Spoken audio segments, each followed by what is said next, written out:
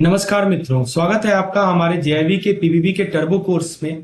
दोस्तों, ये हमारा पार्ट 4 लेक्चर है और हम लोग यूनिट नंबर 22 से लेकर यूनिट नंबर 25 के इंपॉर्टेंट एमसीक्यूज को और कंसेप्ट को डिस्कस करेंगे। तो चलिए अपनी डिस्कशन को जारी रखते हैं जिस पॉइंट से हमने लास्ट सेशन को समाप्त किया था।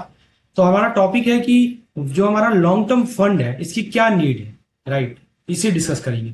तो हर बिजनेस को सर्वाइव तो शॉर्ट टर्म पैसे से हो जाती है, पर ग्रो करने के लिए चाहिए क्या? ग्रो करने के लिए चाहिए लॉन्ग टर्म फंड। समझे? चलिए समझते हैं सिंपल शब्दों में यह फंड क्यों जरूरी है और कैसे काम करता है। तो लॉन्ग टर्म फंड वो होते हैं जो एक बिजनेस अपने फिक्स एसेट बनाने के लिए यूज करता है। जनरली वो फिक्स एसेट को फाइनेंस करता है लॉन्ग टर्म से। ठीक है, जैसे कि अब ये आप एग्जांपल के तौर पर बैंक हो गए या फाइनेंशियल इंस्टीट्यूशन हो गए, ये लॉन्ग टर्म फंड का यूज करते हैं फिक्स एसेट को फाइनेंस करने में। सबसे कॉमन फॉर्म है टर्म लोन। सबसे कॉमन फॉर्म है लॉन्ग टर्म फंड का टर्म लोन, जिनका टेनर 1 साल से ज्यादा होता है। नॉर्मली इनका टेनर 3 से 10 साल तक का होता है, लेकिन जो बड़े बड़े इंडस्ट्रियल प्रोजेक्ट होते हैं उस केस में 15 से 20 साल तक का भी होता है। तो इसका रिपेमेंट सिंपल होता है। कंपनी अपने प्रॉफिट और सरप्लस इनकम में से इंस्टॉलमेंट में लोन चुकाती है। जो भी कंपनी को प्रॉफिट होता है या सरप्लस इनकम होता है उससे इंस्टॉलमेंट में लोन चुकाती है, राइट। कभी कभी फिक्स वर्किंग कैपिटल का एक पोर्शन भी टर्म लोन से फाइनेंस होता है। आपने नाम सुना होगा WCTL का। इसमें क्या होता है कि हमारा वर्किंग कैपिटल का भी जो एक हिस्सा है ना, वो हमारा टर्म लोन से फाइनेंस होता है, राइट, जिसे बाद में अपने फंड से रिप्लेस कर दिया जाता है। तो दोस्तों, एग्जाम के लिए 2-3 फैक्ट को याद रखिएगा। टर्म लोन का यूज ज्यादातर होता है फिक्स एसेट को क्रिएट करने के लिए और मॉडर्नाइजेशन के लिए। रिपेमेंट को प्रॉफिट से रिपेमेंट होता है प्रॉफिट से, टाइम के साथ इंस्टॉलमेंट में। टर्म लोन का टेनर नॉर्मली 3 से 7 साल का होता है, बड़े प्रोजेक्ट के लिए 15 से 20 साल का होता है। तो याद रखिएगा, शॉर्ट टर्म फंड चलाता है बिजनेस, लॉन्ग टर्म फंड बनाता है बिजनेस। ये वर्ड पर याद रखिएगा, ठीक है। जैसे एक सवाल है, term loan are generally extended for a period of less than 1 year. नहीं, 1 से लेके 10 साल के लिए होता है। बिल्कुल सही है, राइट। तो याद रखिएगा दोस्तों, पर्पस क्या है? फिक्स एसेट है। टर्म लोन का मेन पर्पस है फिक्स एसेट को फाइनेंस करना। कहां से आता है सोर्स? तो हमारा कैपिटल आ सकता है, या आप बैंक फाइनेंस भी कभी कभी करती है, ठीक है। अपना खुद का पूंजी हो या बैंक से फाइनेंस मिली है, यहां से लॉन्ग टर्म फंड आता है। टेनर 3 से 10 साल का होता है। आप कंपनी के पर्सपेक्टिव में बात करें तो कंपनी कैसे टर्म लोन को पे करेगी? तो अपने सरप्लस से पेमेंट करेगी। और दोस्तों, कभी कभी वर्किंग कैपिटल का भी एक हिस्सा जो है टर्म लोन से फंडेड होता है। इसको हम लोग बोलते हैं वर्किंग कैपिटल टर्म लोन। दोस्तों, कभी आपने सोचा है कि बैंक किस बेस पर डिसाइड करता है कि बोरोवर अपने कैश क्रेडिट अकाउंट से कितना पैसा निकाल सकता है? जिसको हम लोग बोलते हैं ड्राइंग पावर। जिसके बेसिस पे ड्राइंग पावर के बेसिस पे बैंक डिसाइड करता है कि बोरोवर अपने सीसी अकाउंट से कितना पैसा निकाल सकता है।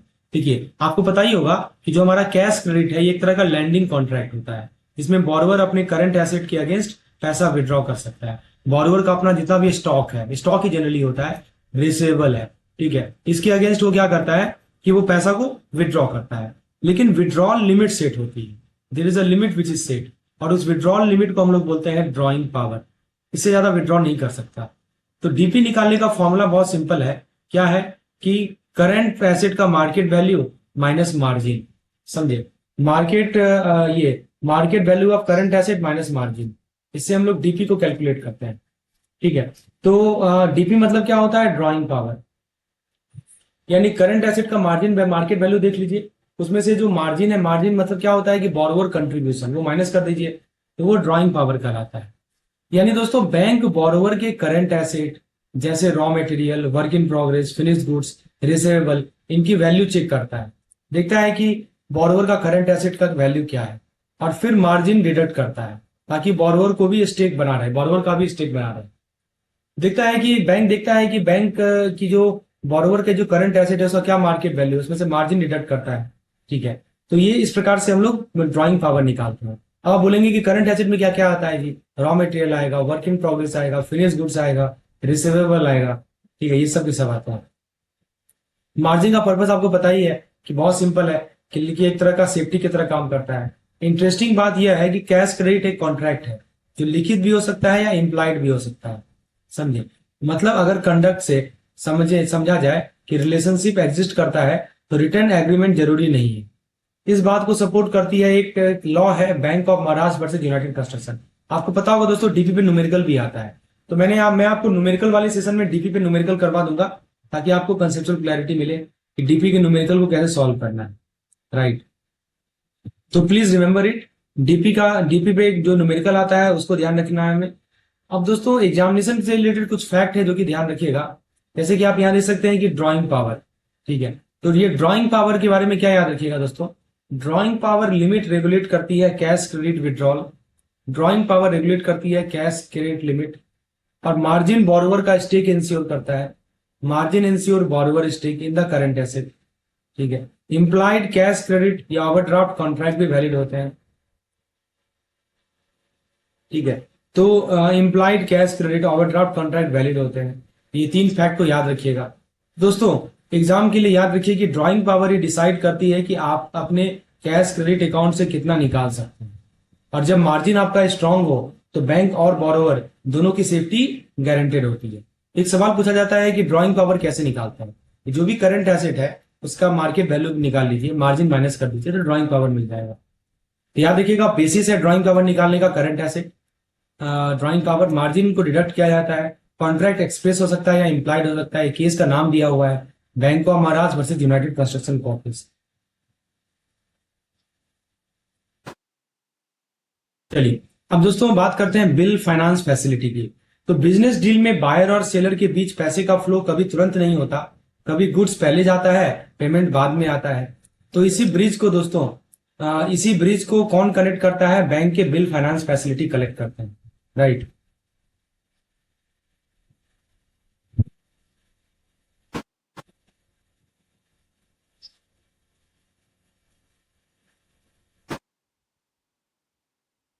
तो फ्रेंड्स मैं क्या बता रहा हूं कि बिजनेस डील में बायर और सेलर के बीच पैसा का फ्लो कभी तुरंत होता नहीं, कभी गुड्स पहले आता है पेमेंट बाद में होता है। इसी ब्रिज को कनेक्ट करता है कौन, बैंक का बिल फाइनेंस फैसिलिटी।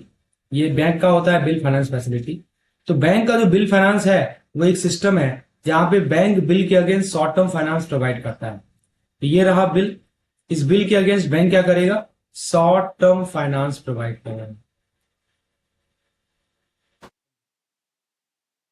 ताकि बिजनेस स्मूथली चले। सबसे पहले आता है हमारा advance against bill for collection.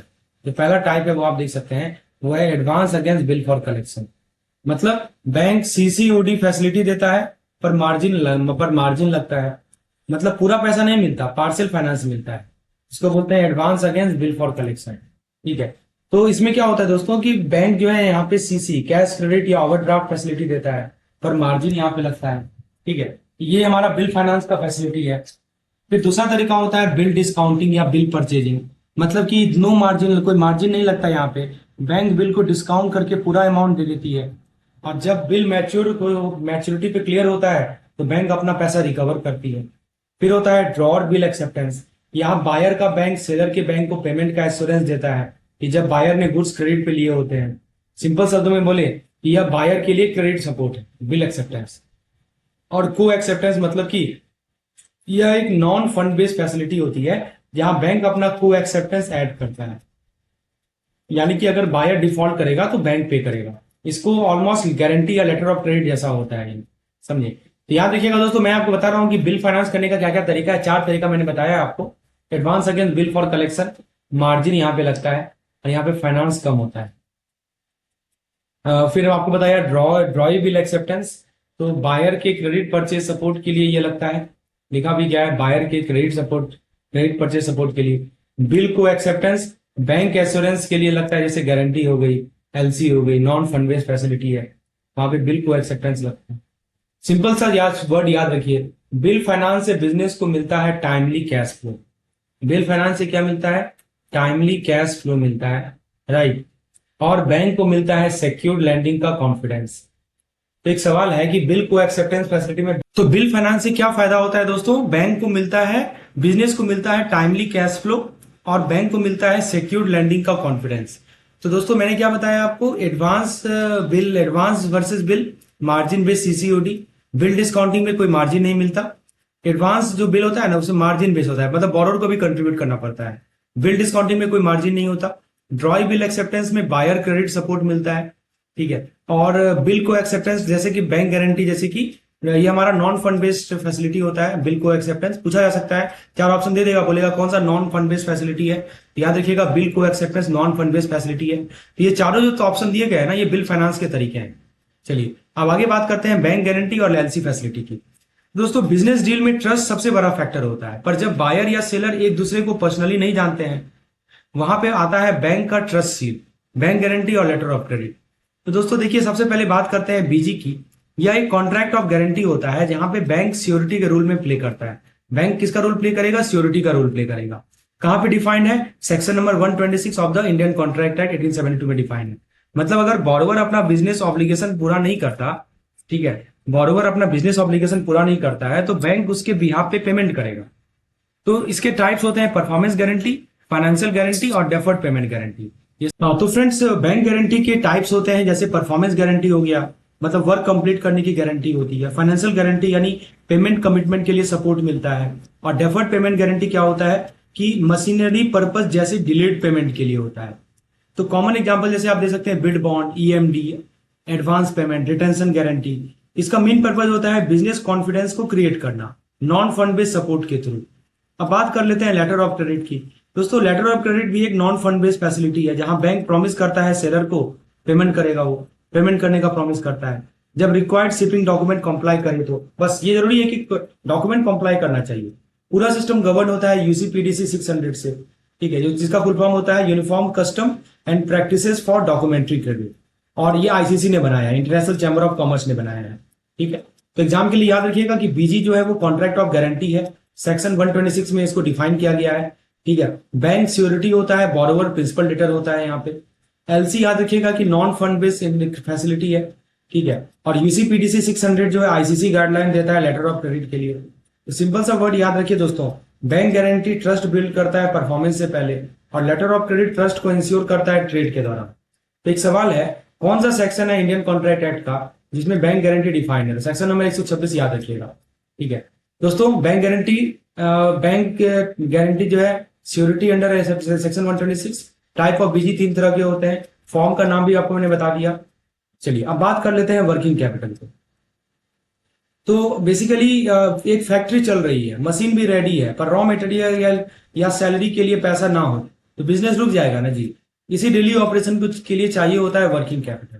तो बिजनेस फाइनेंसिंग के 2 पिलर होते हैं, फिक्स्ड कैपिटल और वर्किंग कैपिटल। फिक्स्ड कैपिटल मतलब कि लॉन्ग टर्म चीजों के लिए, जैसे कि लैंड हो गया, प्लांट हो गया, मशीनरी हो गया। और वर्किंग कैपिटल होता है डे टू डे नीड्स के लिए, जैसे कि रॉ मटेरियल, वेजेस और रूटीन एक्सपेंस।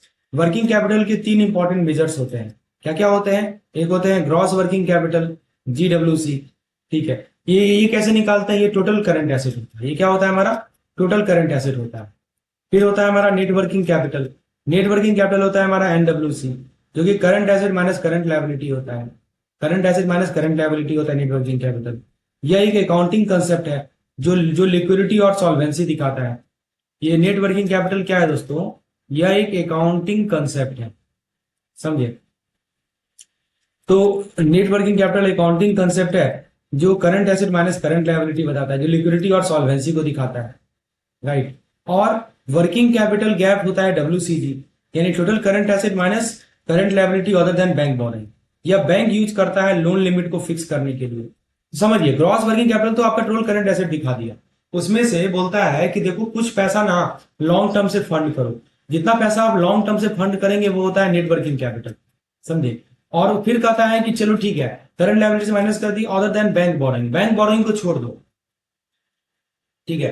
करंट लायबिलिटी में से जो बैंक बोरोइंग वाला पार्ट है उसको छोड़ दो, तो हमारा आता है वर्किंग कैपिटल गैप, जो बैंक यूज करते हैं लोन लिमिट को। तो बैंक मैक्सिमम टाइम इसी को यूज करेंगे, वर्किंग कैपिटल गैप को यूज करते हैं। तो करंट लायबिलिटी में जो बैंक बोरोइंग वाला हिस्सा है उसको छोड़ के जो पार्ट बचता है उसी को यूज करते हैं WCG को कंप्यूट करने के लिए, समझे। तो याद रखिएगा कि NWC यदि 1:1 से ज्यादा है, मतलब कि बिजनेस के लिए लिक्विडिटी और क्रेडिटर ट्रस्ट दोनों स्ट्रांग है, समझे। और NWC का रेशियो होता है दोस्तों। तो देखिए एग्जाम के लिए फैक्ट याद रखिए, GWC फाइनेंशियल कंसेप्ट है, करंट एसेट पे बेस्ड है। NWC अकाउंटिंग कंसेप्ट है जो कि सॉल्वेंसी को दिखाता है। और WCG बैंक केस के लिए असेसमेंट टूल होता है, ठीक है। तो सवाल है कि वर्किंग कैपिटल गैप कैसे निकालते हैं? तो करंट एसेट का minus CLOBV, current liability other than bank borrowing. ठीक है। तो याद रखिएगा, फिक्स कैपिटल बनाता है बिजनेस, प्लस वर्किंग कैपिटल चलाता है बिजनेस। और जब एनडब्ल्यूसी स्ट्रांग हो तो कंपनी हर चैलेंज के लिए रेडी होता है, क्योंकि उसके पास सॉलिड लेआउट है। सॉलिड मतलब बैकअप है, किस रूप में? लॉन्ग टर्म कैपिटल के रूप में, लॉन्ग टर्म फंड के रूप में। Fix capital long term asset, working capital short term fund, gross working capital total current asset, net working capital current asset minus current liability, WCG bank limit assessment, ये सब keyword को याद रखेंगे दोस्तों। Business में पैसा तो चाहिए होता ही है, पर कितना पैसा डेली ऑपरेशन के लिए सही है, ये कैसे डिसाइड होता है? इसके लिए हम लोग वर्किंग कैपिटल असेसमेंट करते हैं, कितना पैसा चाहिए हमको डेली बिजनेस के लिए। वर्किंग कैपिटल एसेस करने के लिए सबसे कॉमन मेथड है ऑपरेटिंग साइकिल मेथड। तो इस सिंपल वर्ड में बोले, ये बताता है कि कितना फंड कंपनी को चाहिए पूरे साइकिल के लिए। ठीक है, कितना फंड चाहिए पूरे के पूरे साइकिल को कंप्लीट करने के लिए। देखिए क्या क्या आता है साइकिल में? रॉ मटेरियल परचेज करना, उसके बाद पेमेंट रिसीट तक सब कुछ इसकी साइकिल में आता है। तो स्टेप काफी लॉजिकल है। हर स्टॉक और डेटर को होल्डिंग पीरियड का, हर स्टॉक और डेटर का होल्डिंग पीरियड कैलकुलेट करो, यानी कितना देर वो होल्ड कर रहा है उसको निकालो। ठीक है, और फिर एलिजिबल क्रेडिटर जैसे सप्लायर माइनस कर दो, जो बचेगा वही वर्किंग कैपिटल रिक्वायरमेंट है। ठीक है, तो मतलब कि होल्डिंग पीरियड निकाल लो सभी। सबसे पहले क्या करते हैं इसमें, हम लोग होल्डिंग पीरियड निकाल लेते हैं स्टॉक और डेटर का। ठीक है, और जो क्रेडिटर है जैसे सप्लायर है उनको माइनस कर दो, जो बचेगा वही वर्किंग कैपिटल रिक्वायरमेंट होगा। जैसे मान लीजिए कि अगर मान लीजिए वर्किंग कैपिटल जो है टोटल ऑपरेटिंग साइकिल 90 दिन का है, मतलब रॉ मटेरियल से लेकर पैसा आने तक जो पैसा लग रहा है, जो समय लग रहा है वो 90 दिन लग रहा है। ठीक है, और मान लीजिए कि एनुअल ऑपरेटिंग एक्सपेंस जो है वो 60 लाख का है। एनुअल जो खर्चा है ऑपरेटिंग ऑफिसर खर्चा है वो 60 लाख का है। ठीक है, तो फिर क्या करेंगे दोस्तों? तो टोटल वर्किंग कैपिटल जो रिक्वायर्ड होगा वो कितना होगा? 15 लाख का होगा। कैसे निकाला? तो बताइए, 90 दिन का एक ऑपरेटिंग साइकिल है, तो साल में कितना ऑपरेटिंग साइकिल होगा? 4 हो जाएगा ना। मान लीजिए 360 दिन का साइकिल, 360 दिन का साल है, तो चार चार ऑपरेटिंग साइकिल हो जाएगा एक साल में। और टोटल ऑपरेटिंग एक्सपेंस क्या होगा? कि तो ये जो 60 लाख है जो हमारा खर्चा है ऑपरेटिंग एक्सपेंस, तो 4 से डिवाइड दे दीजिए, 4 साइकिल में इक्वल इक्वल बांट दीजिए, समझिए। तो टोटल ऑपरेटिंग एक्सपेंस जो हो जाएगा वो 15 लाख का वर्किंग कैपिटल हो जाएगा।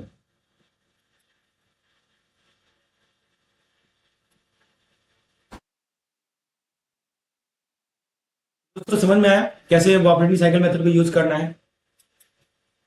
तो एक चीज याद रखिएगा कि शॉर्टर साइकिल है मतलब आपको वर्किंग कैपिटल कम चाहिए, लॉन्गर साइकिल है मतलब वर्किंग कैपिटल आपको ज्यादा चाहिए। क्योंकि आप यहाँ पे देख सकते हैं कि वर्किंग कैपिटल जो निकाल रहे हैं ना, उसमें ही हमारा साइकिल जो है ऊपर आ रहा है, समझिए। तो डायरेक्टली प्रोपोर्शनल है, आप साफ साफ देख सकते हैं।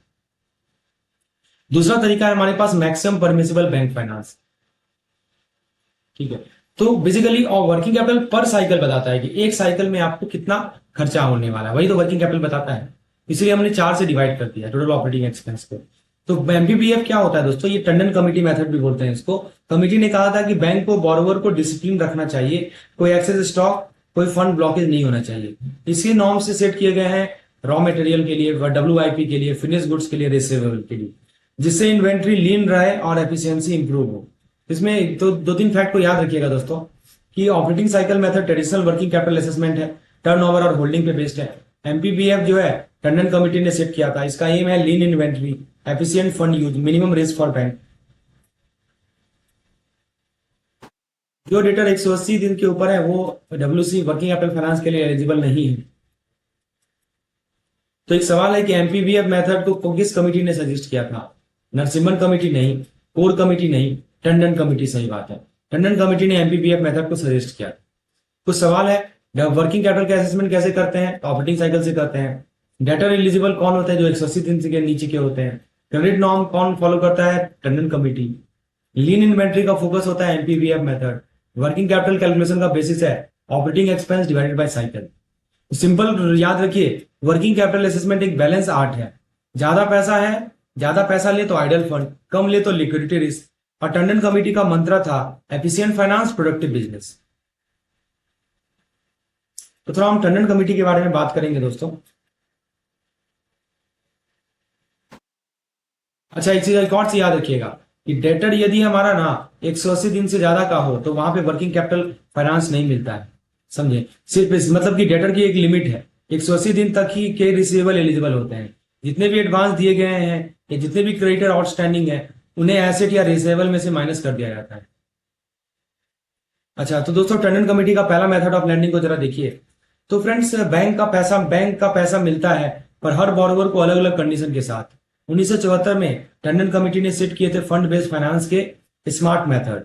सबसे पहला कहलाता है फर्स्ट मेथड ऑफ लैंडिंग, जो यहाँ कहता है कि बोरोवर खुद 25% कंट्रीब्यूट करता है वर्किंग कैपिटल गैप का, यानी WCG का 25% बोरोवर कंट्रीब्यूट करेगा, समझे। और बैंक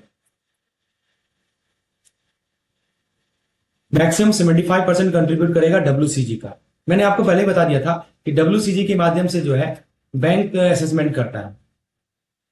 तो इससे करंट रेशियो जो लगभग लगभग आएगा ना, वो 1.17:1 आएगा। यह मेनली उन यूनिट के लिए होता है जो नए हैं, वीक हैं या सपोर्ट चाहिए, समझे, उनके लिए ये फर्स्ट मेथड सबसे बेस्ट है। सेकंड मेथड जो है बोरोवर को बोलता है कि चलो ठीक है, तुम टोटल करंट एसेट का 25% लेते आओ, ठीक है, और मतलब कि बैंक और दूसरे लायबिलिटी मिलके मैक्सिमम 75% ही TCA कवर कर सकते हैं। इसीलिए करंट रेशियो इसका होता है 1.33:1, जो बैंक के लिए हेल्दी माना जाता है। और अगर बोरोवर के पास शॉर्टफॉल है तो वो एक्सेस बोरोइंग को वर्किंग कैपिटल टर्म लोन में शिफ्ट कर सकता है। ये फैसिलिटी दी गई है। और दोस्तों इसके बाद याद रखिएगा, इसमें ज्यादा इंटरेस्ट रेट लगता है ताकि रिपेमेंट डिसिप्लिन बने। और तीसरा मेथड ऑफ लैंडिंग क्या बोलता है कि सबसे स्ट्रिक्ट है और सबसे मैच्योर बोरोवर के लिए है। बोरोवर अपनी 100% core current asset plus 25% balance current asset long term fund से फाइनेंस करता है। मतलब कोर करंट एसेट का 100%, 25% बैलेंस करंट एसेट का कहां से फाइनेंस करेगा? Long term assets.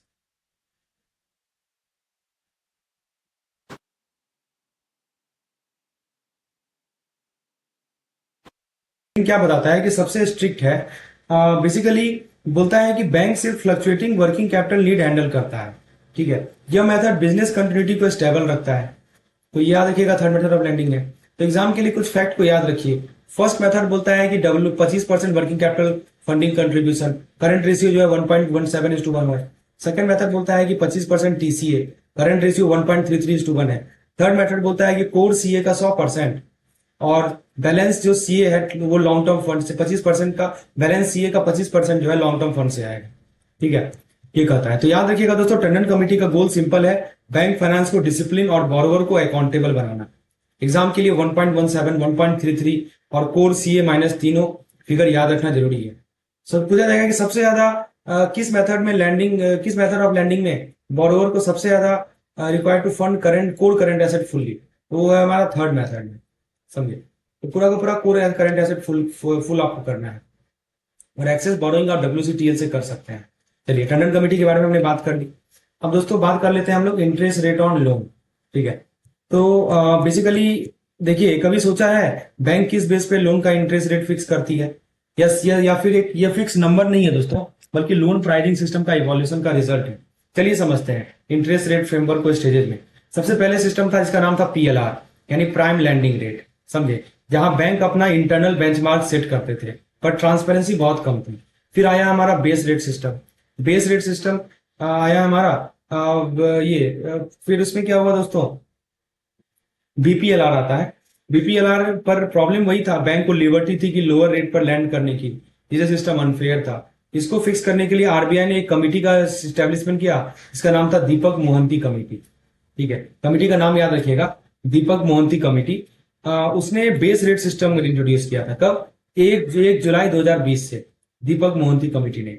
Base rate का मेन गोल था लैंडिंग रेट में यूनिफॉर्मिटी और ट्रांसपेरेंसी लाना। अब कोई बैंक बेस रेट से नीचे लैंड नहीं कर सकता। लेटर ऑन RBI ने सिस्टम को और रिफाइन किया, MCLR लाया, marginal cost of fund based lending rate, जहां lending rate cost of incremental fund पे बेस्ड था, ठीक है। कॉस्ट बेस्ड सिस्टम था, कॉस्ट ऑफ इंक्रीमेंटल फंड पे बेस्ड था। फिर हमारा उसके बाद आया एक्सटर्नल बेंचमार्क सिस्टम।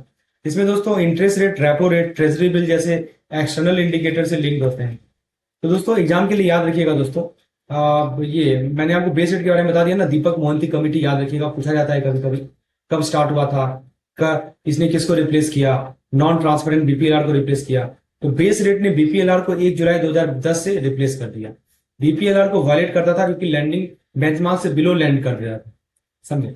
तो याद रखिएगा, लोन प्राइसिंग का सफर पहले PLR था, फिर BPLR आया, फिर बेस रेट आया, फिर MCLR आया, फिर आया एक्सटर्नल बेंचमार्क, ठीक है, याद रहेगा। चलिए, very good. Internal benchmark, PLR, replace BPLR, base rate, I think ये तो क्लियर है। देखिए MCLR पे सवाल आता है कि कभी नोटिस किया है कि हर लोन का इंटरेस्ट टाइम के साथ चेंज होता है? तो यह मैजिक नहीं है, ये आरबीआई का एमसीएलआर सिस्टम है, इसका इफेक्ट है। चलिए शॉर्ट और सिंपल वे में समझते हैं। एमसीएलआर का फुल फॉर्म है marginal cost of lending fund based lending rate. इस सिस्टम को आरबीआई ने दिसंबर 2015 में लॉन्च किया था और अप्रैल 2016 से इंप्लीमेंट किया है।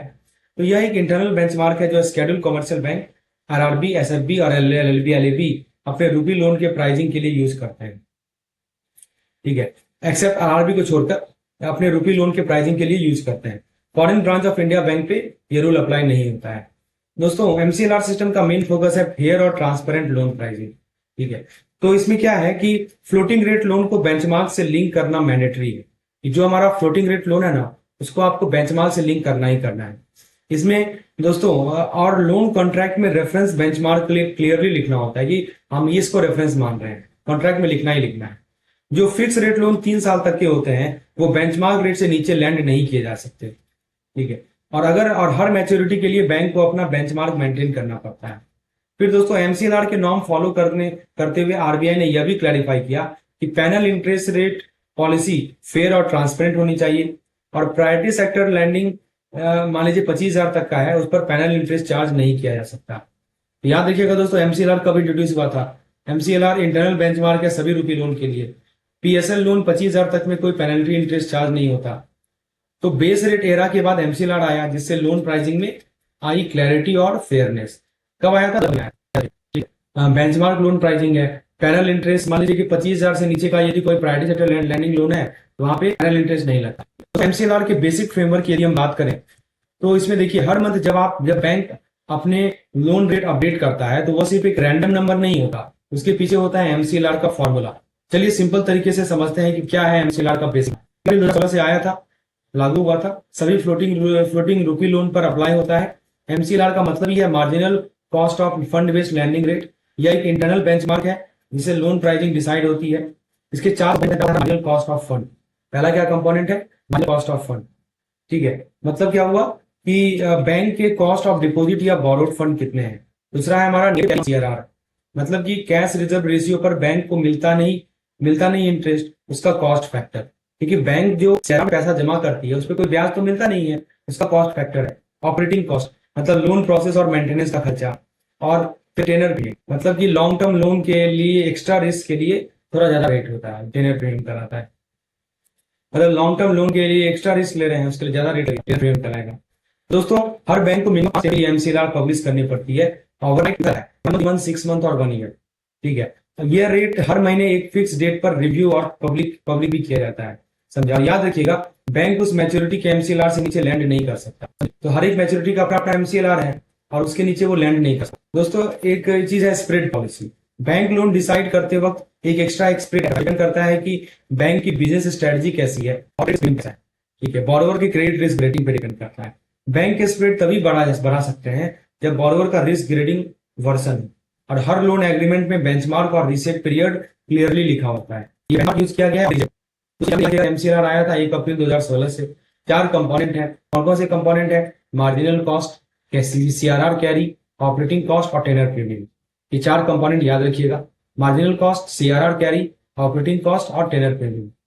ठीक है, और दोस्तों मिनिमम 5 एमसीएलआर पब्लिश करना हर महीने कंपल्सरी है। इनमें से कौन सा एमसीएलआर का कंपोनेंट नहीं है? टेनर प्रीमियम होता है, नेगेटिव कैरी ऑन सीआरआर होता है, रिटर्न नहीं किया गया था अप्रैल 2016 में। 4 कंपोनेंट है। ठीक है, marginal cost, CRR carry, operating cost और टेनर प्रीमियम। 5 एमसीएलआर पब्लिश करना होता है। स्प्रेड फैक्टर के अंदर बिजनेस और क्रेडिट रिस्क दोनों लिया जाता है और एमसीएलआर के नीचे आप लैंड नहीं कर सकते। एमसीएलआर एक ट्रांसपेरेंट फ्रेमवर्क है जहां हर पैसे का लॉजिक क्लियर होता है, यानी कि एक्सटर्नल बेंचमार्क रेट। तो दोस्तों जब आरबीआई रेपो रेट बढ़ाता है, बदलता है, तो क्या लोन का ईएमआई भी बदल जाता है? यही तो होता है एक्सटर्नल बेंचमार्क रेट। यह सिस्टम दोस्तों आया था 1 अक्टूबर 2019 से। आरबीआई ने डिसाइड किया कि सारे नए फ्लोटिंग रेट रिटेल, पर्सनल और एमएससी लोन को एक्सटर्नल बेंचमार्क से लीड करेंगे और अप्रैल 2000 से ये मीडियम इंटरप्राइज पर भी अप्लाई होने लगा। दोस्तों बैंक के पास बेंचमार्क चूज करने के कुछ ऑप्शन दिए गए, या तो रेपो बेंचमार्क चूज कर लीजिए, या 3 मंथ ट्रेजरी बिल लीड लीजिए, या कोई और एफबीआई पब्लिश बेंचमार्क ले लीजिए। और याद रखिएगा, हर लोन कैटेगरी के लिए एक ही बेंचमार्क फिक्स होना चाहिए। एक कैटेगरी के अंदर मल्टीपल बेंचमार्क अलाउड नहीं है। आपने यदि एक चूज किया तो हर लोन कैटेगरी के लिए वही यूज करना है। सीआरआईएलसी क्या है दोस्तों? Central repository of information on large credit. इस फ्रेमवर्क को आरबीआई ने 2013 के सितंबर में लॉन्च किया था। इसका पर्पज के एक्सपोजर को मॉनिटर करने के लिए सीआरआईएलसी को लॉन्च किया गया, समझे। तो एक चीज इसमें एक बात याद रखिएगा कि थ्रेशोल्ड कितना है इसका, 50 मिलियन, ठीक है। इसका जो रिपोर्टिंग थ्रेशोल्ड है वो कितना है, 50 मिलियन का रिपोर्टिंग थ्रेशोल्ड है, जिनके ऊपर के बॉरोवर का डेटा कलेक्ट किया जाता है, ठीक है। रिपोर्टिंग दो तरह से होती है, एक तो सीआरआईएलसी मेन होती है, ठीक है, मंथली रिपोर्ट होता है लार्ज एक्सपोजर के लिए। दूसरा तरीका होता है सीआरआईएलसी SMA2 और ज्वाइंट लेजर फॉर्म, मतलब joint landing form. Weekly report होती है डिफॉल्ट और स्ट्रेस अकाउंट के लिए। सीआरआईएलसी मेन मंथली होती है, SMA2 और जेएलएफ फॉर्मेशन वीकली होती है। साथ ही अगर किसी बोरोवर को करंट अकाउंट बैलेंस 10 मिलियन से ज्यादा का है, ठीक है, करंट अकाउंट बैलेंस मान लीजिए 10 मिलियन से ज्यादा का है किसी बोरोवर का, और वो भी रिपोर्ट होता है, अगर नॉन कोऑपरेटिव बोरोवर भी इंक्लूडेड होते हैं जो कि 50 मिलियन से ज्यादा का है, तो याद रखिएगा पूछा जाता है सीआरआईएलसी मेन का मंथली रिपोर्टिंग होगा, सीआरआईएलसी SMA2 और जेएलएफ का वीकली डिफॉल्ट रिपोर्टिंग होगा। आपको SMA2 एक कवर करना है, करंट अकाउंट बैलेंस जो 10 मिलियन के ऊपर है वो कवर करना है।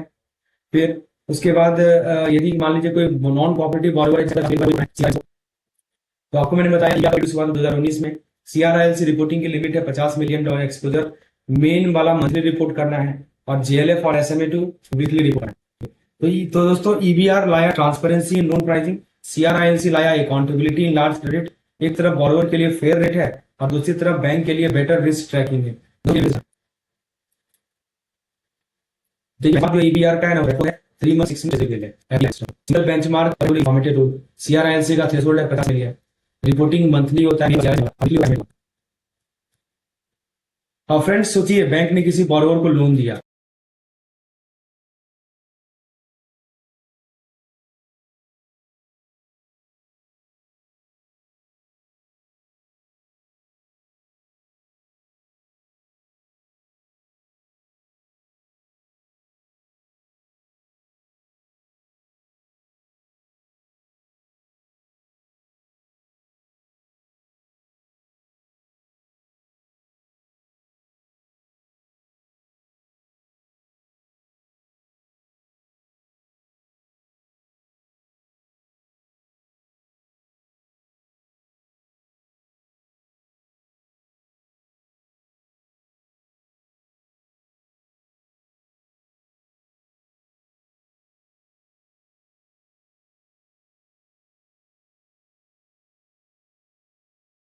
अगेंस्ट गुड, पर अगेन पर क्या हुआ दोस्तों,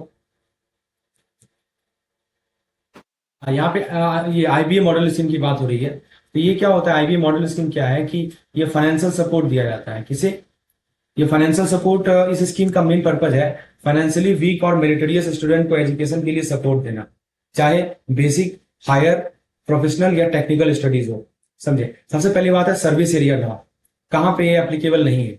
देखिए याद रखिएगा कि इंडिया बेसिकली यहाँ सर्विस, सबसे पहली बात सर्विस एरिया नॉर्म यहाँ पे एप्लीकेबल नहीं है, यानी स्टूडेंट किसी भी बैंक से लोन अप्लाई कर सकता है, लोकेशन मैटर नहीं करता। और ये दोस्तों आईबीए का जो मॉडल स्कीम है 2021 का, उस पर बेस्ड है। एलिजिबिलिटी के हिसाब से इंडियन नेशनल और एनआरआई दोनों अप्लाई कर सकते हैं। पीआईओ ओसीआई स्टूडेंट के लिए लोन सिर्फ इंडिया के स्टडीज के लिए अलाउड है अंडर फेमा, राइट। और दोस्तों एडमिशन मेरिट या एंट्रेंस टेस्ट के बेसिस पर होना चाहिए, और अगर स्टूडेंट अब्रोड पढ़ने जा रहा है तो कंडीशनल ऑफर लेटर पर भी लोन सैंक्शन हो सकता है, ठीक है। और दोस्तों जनरली स्टूडेंट के पास क्रेडिट हिस्ट्री नहीं होती है, इसलिए बैंक उन्हें डिफॉल्ट क्रेडिट वर्दी मानता है, ठीक है। तो स्पेशल कंडीशन क्या है कि इस केस में को एप्लीकेंट इंडिया का परमानेंट रेजिडेंट होना जरूरी है, ठीक है। तो ये एनआरआई, पीआईओ और ओसीआई जो है को एप्लीकेंट परमानेंट रेजिडेंट भारत का होना चाहिए, और अगर पेरेंट भी एनआरआई है तो एक एडिशनल इंडियन को